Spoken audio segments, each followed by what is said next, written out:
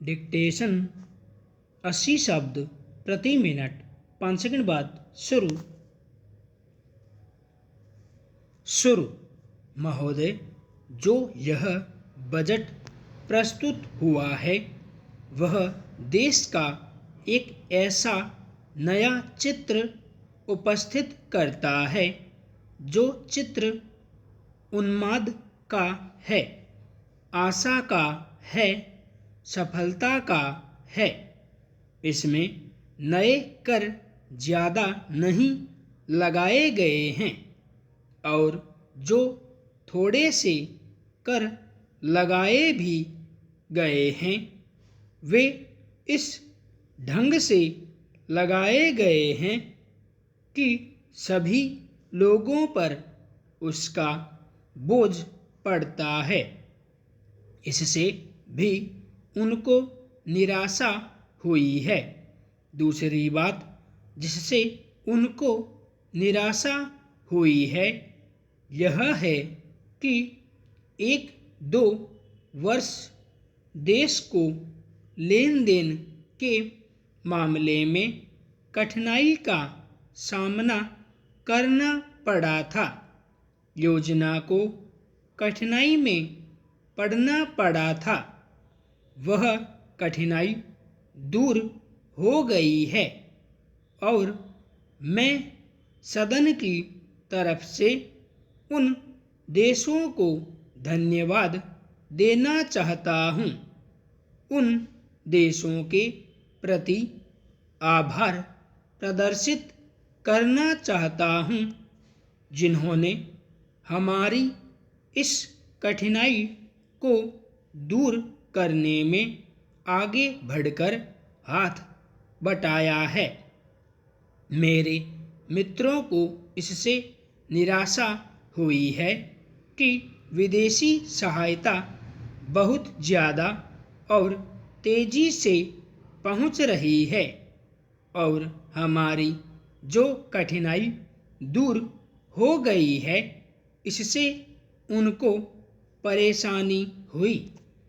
Communist इसलिए भी परेशान हैं कि पिछले 1-2 वर्षों में देश की पैदावार बहुमुखी ढंग से बढ़ी है, औद्योगिक पैदावार बढ़ी है। यह उनके लिए निराशा का कारण बना है। उनकी निराशा इसलिए भी बढ़ी है कि उनका मालिक, उनका मित्र हमारे देश की सीमा पर जब फौज लेकर खड़ा है और जब देश पर खतरा है तो क्यों देश की आर्थिक हालत, क्यों देश की वित्तीय हालत तथा दूसरी हालत इतनी अच्छी हुई है और क्यों इतनी अच्छी छवि उभरी है। लेकिन उनकी निराशा हमारी सबसे बड़ी आशा है। उनकी असफलता हमारी सबसे बड़ी सफलता है और मैं समझता हूँ कि उनके भाषण हमारे वित्त मंत्री महोदय के लिए सबसे बड़े बधाई के भाषण हैं। 2-3 और चीज़ों की और मैं आपका ध्यान दिलाना चाहता हूँ। उनकी और दूसरे माननीय सदस्यों ने भी आपका ध्यान दिलाया है। हमारी सरकार का ध्यान भी उस ओर गया है, लेकिन मैं समझता हूँ कि उन पर और अधिक ध्यान देने की आवश्यकता है। पहली बात तो यह है कि जब चीज़ों की पैदावार बढ़ रही है, जब देश उन्नति की तरफ जा रहा है, तब भी देश में कीमतें बढ़ रही हैं। महोदय, यह मानना कि उनको रोका नहीं जा सकता गलत है। इस महंगाई को रोकने के लिए कुछ विशेष कदम उठाने होंगे, कुछ विशेष काम करने होंगे। एक विशेष चीज जो इस बजट में आई है और जो घबराहट पैदा करने वाली है, यह है कि देश की पैदावार तो बढ़ रही है, देश का विकास तो हो रहा है, लेकिन इसके साथ ही साथ देश में बेकारी बढ़ रही है और खास तौर पर पढ़े लिखे लोगों की बेकारी बढ़ रही है। लोगों का बेकार होना खतरनाक चीज है। हमारी स्वतंत्रता के बाद शायद यह पहला अवसर है जब हमारी स्वतंत्रता के ऊपर एक आघात हुआ है और हम जिस प्रकार अपनी स्वतंत्रता की प्राप्ति के समय अपना सर्वस्व बलिदान करने के लिए तैयार थे, उसी प्रकार इस समय भी हमें तैयार होना होगा।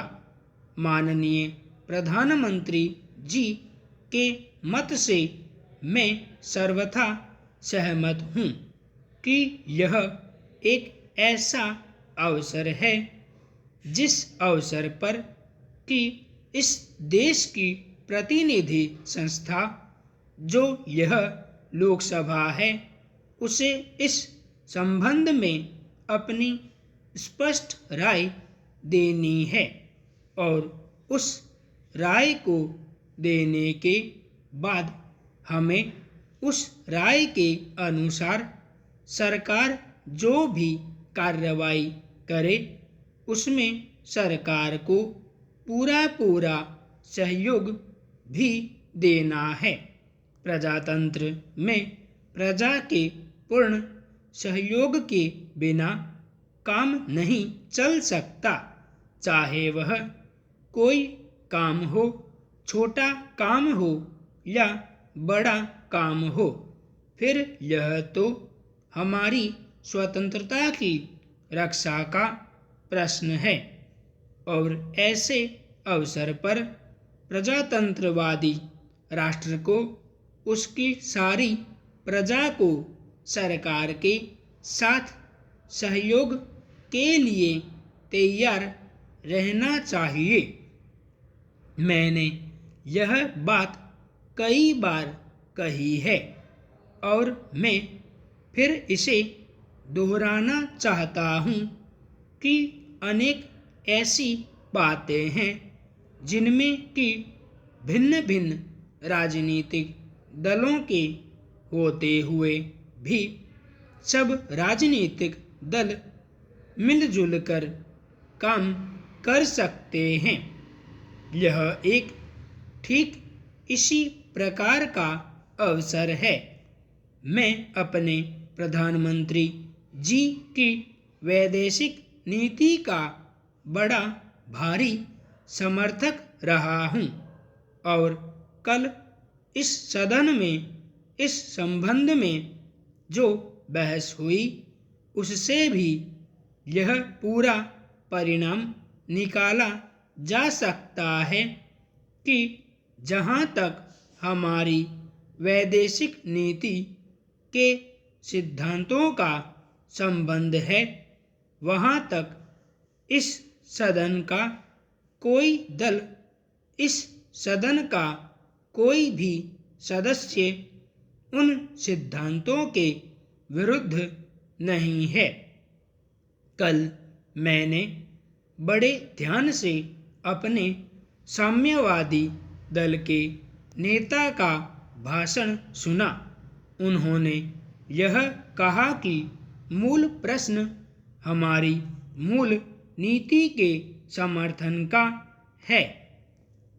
संपूर्ण विराम।